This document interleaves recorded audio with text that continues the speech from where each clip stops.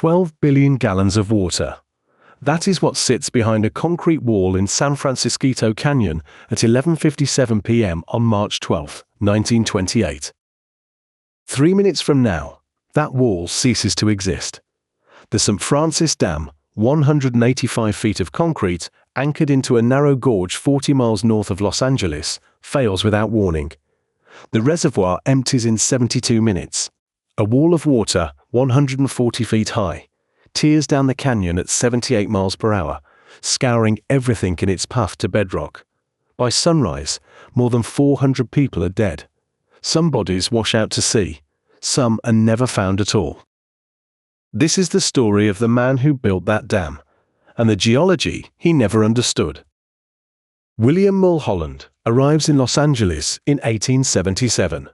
He is 22 years old, an Irish immigrant with no formal engineering degree, working as a ditch tender for the city's tiny water system. He teaches himself hydraulics, geology, mathematics. He rises through the ranks. By 1902, he runs the entire Los Angeles Bureau of Waterworks and Supply. Mulholland has a problem. Los Angeles is growing faster than its water can support. The Los Angeles River runs dry in summer. Wells are tapped out. The city needs water from somewhere else, or it stops being a city. Mulholland finds that water 230 miles north, in the Owens Valley. He spends years quietly buying land and water rights. Then he builds something unprecedented, a gravity-fed aqueduct stretching from the eastern Sierra to the San Fernando Valley. No pumps. Water flows downhill the entire way, dropping 4,000 feet over its journey. The Los Angeles Aqueduct opens in 1913. Mulholland stands before a crowd and says 5 words that become legend. There it is, take it. Los Angeles explodes. The population triples in a decade. But the Owens Valley does not celebrate. Farmers watch their water drain south. Orchards die. By the 1920s, sabotage begins. Armed men dynamite the aqueduct. Bombs tear open sections of pipe. The California water wars are real, and Mulholland needs a buffer. He needs storage.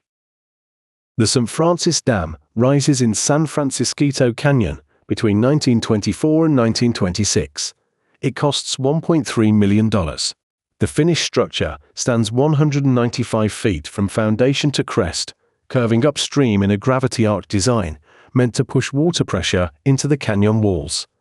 The reservoir behind it holds 38,000 acre-feet. Enough water to supply Los Angeles for months if the aqueduct goes down again. There is one problem. 2 problems, actually. They are under the dam. The west abutment sits on the Cesspee Formation.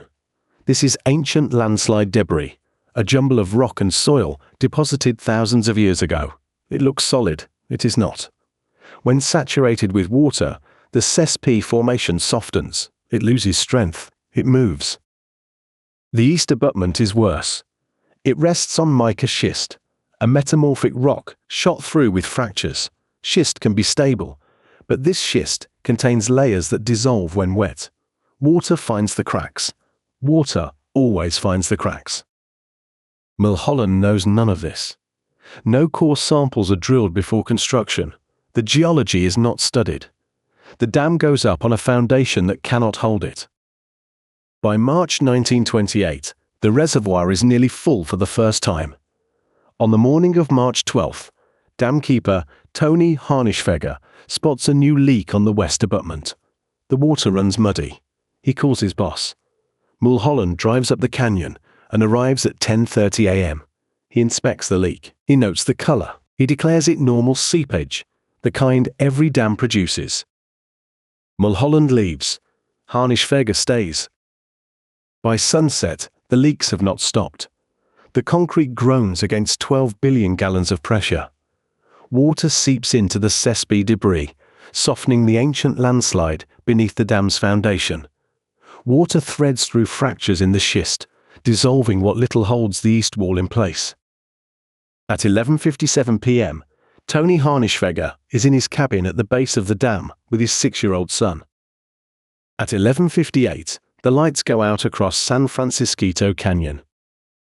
The west abutment goes first. At 11:57 p.m. on March 12, 1928, a massive section of hillside gives way beneath the dam's foundation. The concrete wing slides downward, twisting as it falls.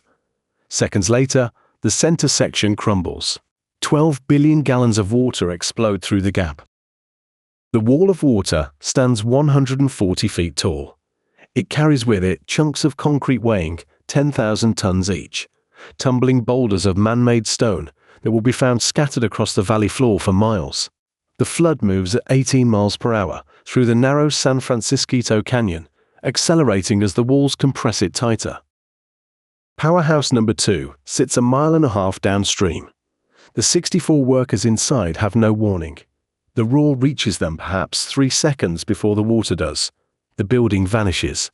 Among the dead are Ray Rising, the night operator who tried to call headquarters, Tony Harnischfeger, the dam keeper who had inspected the structure just hours earlier, and Coda Harnischfeger, Tony's 6-year-old son, who was spending the night with his father. The flood widens as it enters the Santa Clara River Valley. It is no longer 140 feet tall, but it is now half a mile wide, a churning mass of water, debris, houses, automobiles, livestock, and human bodies. It reaches Castaic Junction at 12:20 a.m.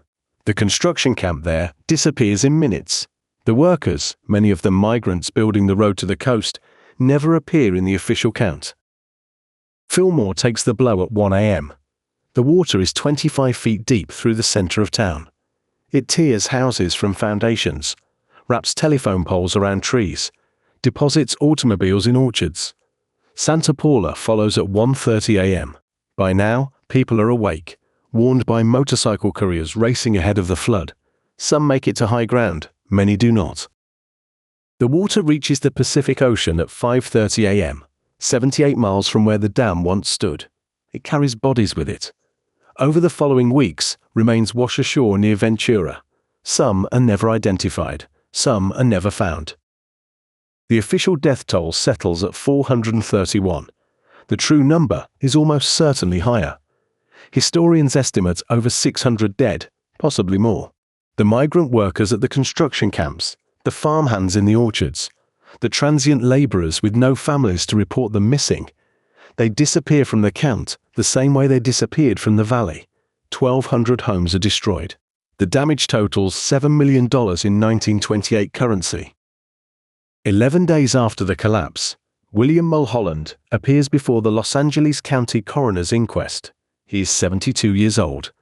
He has built the system that made Los Angeles possible. He has overseen more than 100 dams and reservoirs. Now he sits in a witness chair and listens to the death toll read aloud. His testimony lasts 3 hours. At its end, he delivers his own verdict. "I envy the dead," he says. He accepts full responsibility for the disaster. He blames no one else. The inquest finds fault with the dam's design, and with Mulholland's failure to understand the geology beneath it. The east abutment sat on an ancient landslide. The west abutment sat on mica schist that dissolved when wet. Mulholland, the self-taught engineer, had not known. The coroner's jury recommends no criminal charges. Within a year, California creates the Division of Safety of Dams, the first dam safety regulatory agency in American history. It requires independent geological surveys, standardized design review, ongoing inspection. Every major dam in California will answer to it. The agency exists today. Mulholland resigns from the Bureau of Waterworks and Supply in November 1928. He retreats from public life entirely. He suffers a stroke in 1933.